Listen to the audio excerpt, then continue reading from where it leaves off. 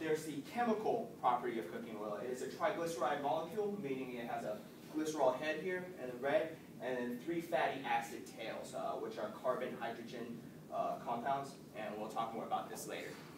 Now, come with me. We're going to go back in history and explore the history of cooking oils, which is very much a reflection of the history of man and food. So at first, we were hunter-gatherers. And at that point in time, ancient man would go out, kill a woolly mammoth, what have you, take it home, put it on the fire, and when he does so, the oil will render out of the fat, and then you can collect that and use it as cooking oil. So that's like lard, suet, duck confit. After that, we domesticated animals. So about 11,000 BC to 9,000 BC, we started domesticating sheep, which was one of the first animals to be domesticated. And then from these sheep, we would milk it, give milk, and from the milk, we would make butter, which is one of the earliest cooking oils. After that, we domesticated plants, also known as agriculture. So one of the first plants to be domesticated was the olive tree around 900 BC, and about 200 BC, we had our first written record of olive oil being pressed out of these. And then finally, there's industrialization. As we learn how to use chemicals, we learn how to chemically separate oils from the plants and make them pure. And some nice anecdotes. Margarine was a very interesting story. It was actually commissioned by Napoleon III. His intention was to make a substitute for butter that was more stable, wouldn't go rancid as fast. So French scientists created margarinic acid from beef fat, and then during World War II, a shortage in animal fats caused production of margarine to shift from beef fat to vegetable oils, and that's how we have modern-day margarine. And also canola oil. It's not on the slide, but I just want to tell you guys about canola oil. It's really interesting. It's made from a plant called rapeseed. That's R-A-P-E. So after they came out with this oil, the marketers thought rape wouldn't be a very good term to market, so therefore they named it canola oil. So we're going to talk a little bit about the characteristics of oil. One of the most important ones is the smoking point. It is the temperature at which oil, if you heat it up enough, starts to break down and smoke, and then it'll burn, light your kitchen on fire. So it is a factor of how refined, how pure the oil is.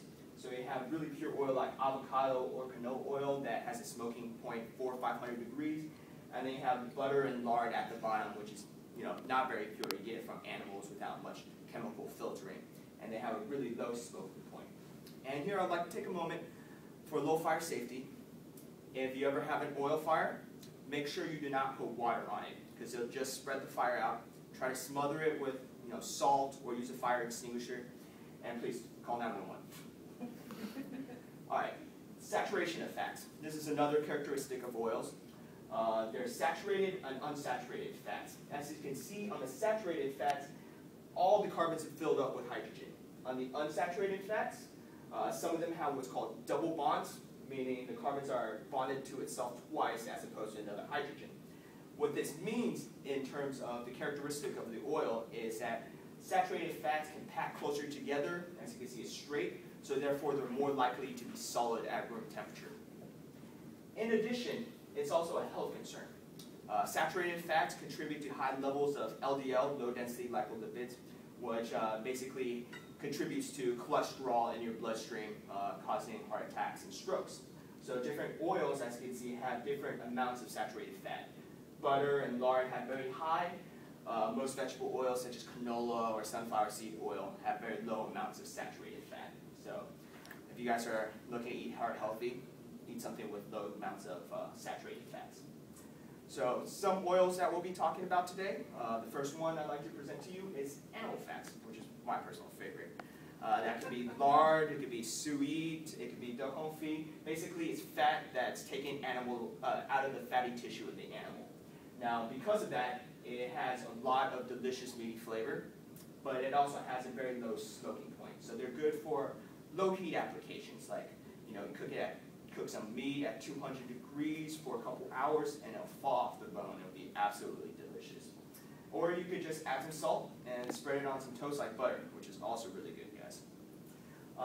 Speaking of butter, it is a lot like animal fat in the sense that it has a very low smoking point and has a very strong buttery flavor. I'm sure you guys all love it. It's really good use is really well used in pie crust, mainly because it's solid at room temperature, it's high in saturated fat, so it's solid. And what happens is when you knead it into pie crust, it creates like a layer of dough, a layer of butter, a layer of dough, and that gives pie crust that flakiness that everybody loves. In addition, some other uses, you could brown the butter, heat it up until the proteins in the butter undergo the Maillard reaction. We spoke about that earlier. So it gives the butter a lot stronger flavor. Or you could clarify it, where you heat it up until the water and the fat separate out, and then you filter off the proteins in the water. And then that way I'll have a higher smoking point. You can even use it to saute. Olive oil is a very interesting vegetable oil. Unlike most vegetable oils, it's pressed but not chemically filtered. That's what the term virgin comes from, meaning it hasn't been touched by chemicals. It's pure in a sense. Because it's not chemically refined, it has a low smoking point, but also that fruity flavor that you guys look forward to in salad dressing. So it's good for salad dressings, like I mentioned, or dipping sauces. Or you could even use the virgin one to sweat out some vegetables, which is cooking vegetables in a low heat so it doesn't burn. And finally, there's vegetable oil. So I have a couple examples. There's canola oil, soybean oil, sunflower oil, peanut oil. The point I'm trying to make here is that they're all essentially the same, in the sense that they all have very high smoking points and pretty much flavorless for the most part. And for these, the good applications are anything that you want to use high heat. So deep frying, stir frying, sauteing, you would want to use a vegetable oil for that. So in summary, whenever you cook, think about what oil you want to use.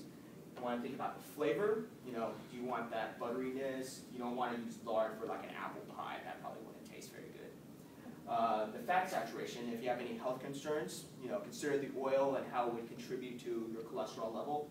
And if you get anything out of my speech today, it is smoking point. When you go home, and I'm sure you're hungry after this speech, don't throw a pat of lard into your pan and heat it up to 500 degrees, because you will set your kitchen on fire. And Martha Stewart would say that is not a good thing. So thank you. That is my speech. I'd like to open it up for any questions, comments, concerns. Thank you.